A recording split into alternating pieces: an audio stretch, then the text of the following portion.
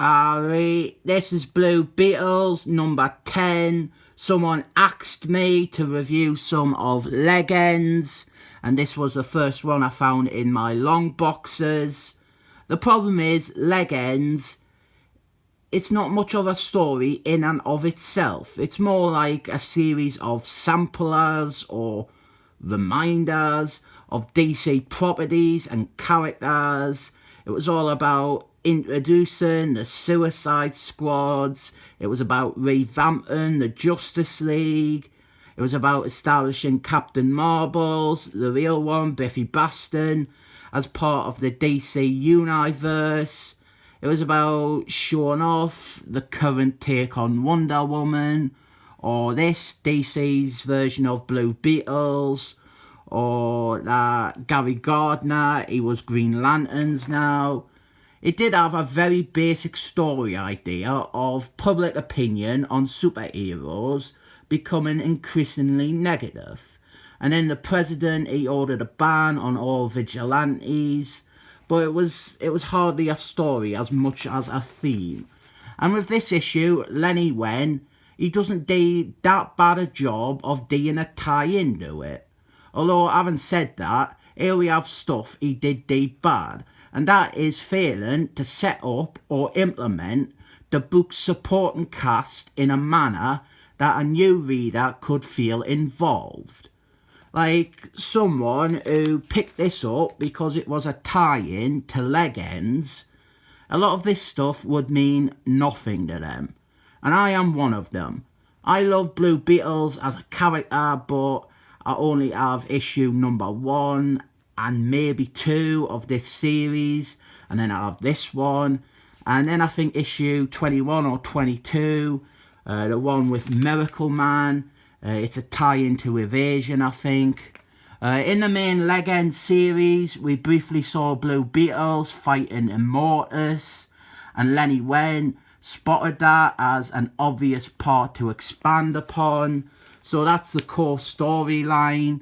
But again, here we've got another 2 or 3 pages with his supporting characters, and yeah, 3 pages, and I've no investment in these people, and their relationship with Blue Beetles hasn't been made clear. I think this redhead might be his girlfriend. I've no idea who this Jubilee wannabe is. We've got an advert there for Captain Atomant number 1. That is another reason I grabbed this one. I thought it would be interesting to look at another charlatan character's book.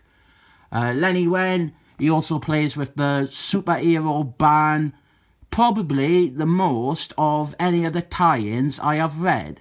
And still, it's not that much, but it's enough. We get some exposition about Immortus and its history, all leading to the eventual fight. Some more subplot. I think in crossovers like this, these bits should either be minimised or written from the perspective that people will be jumping onto the book. I do like Blue Beetles' girlfriend's pants. The tight pink bottoms, I always liked them, but they went out of style in the early 90s, and that is a real shame. Now we have got a fight with Immortus, and immediately Immortus stood out as being written out of character.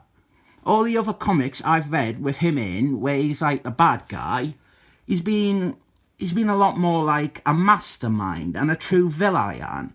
And here, he's eating a sandwich. I don't know, maybe this is before they revamped him and made him into a competent and a proper baddie, but he was a lot goofier in this than I was expecting. We do get quite a lengthy little fight and chase with him and Blue Beetles though, and then towards the end of it, we get a good callback and incorporation of the Legends crossover. A crowd has gathered to watch the fight, and they reject Blue Beetles. Even after he defeats Immortus, he leaves, and they're still throwing stuff at him and telling him to get lost. and we are told to follow Blue Beetle's adventures into the next issue of Legends. You know, this is a fairly average comic. The star, Blue Beetles, he definitely helps make it an easy read. He's a very likeable character, and he's a proper good starring character. There's nothing truly special about this, but it's not a bad reading experience. I didn't feel like my collection is enriched by having this issue, but I'm not so ambivalent towards it that I'm going to rush to throw it in my pile of comics that I give away. I might get some more of this series one day, but my rating for this issue is going to be 7 thumbs up.